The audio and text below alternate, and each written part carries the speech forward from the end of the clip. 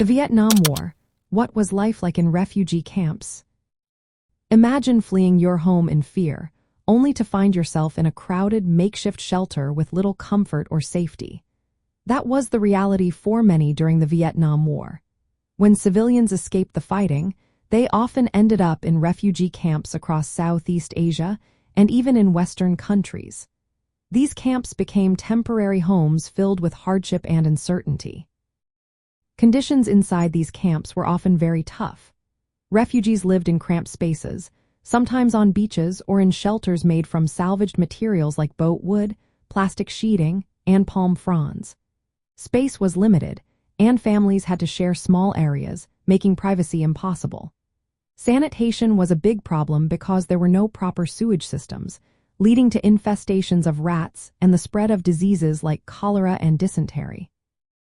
Water was scarce, and each person was usually rationed about 1 gallon a day, which made drinking and hygiene difficult.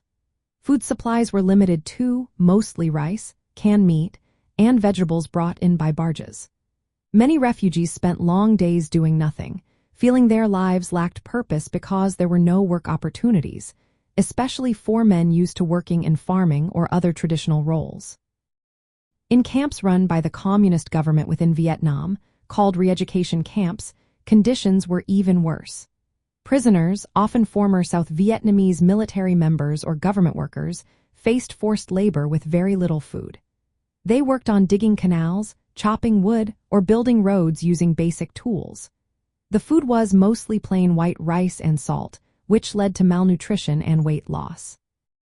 Reports describe prisoners becoming very weak, with some suffering from dental problems and severe physical deterioration.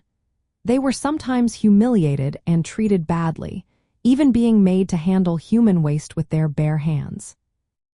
For those who made it out of Vietnam, life in camps outside the country was still hard. Many stayed in places like Camp Pendleton in California, where thousands of Vietnamese refugees lived in tents.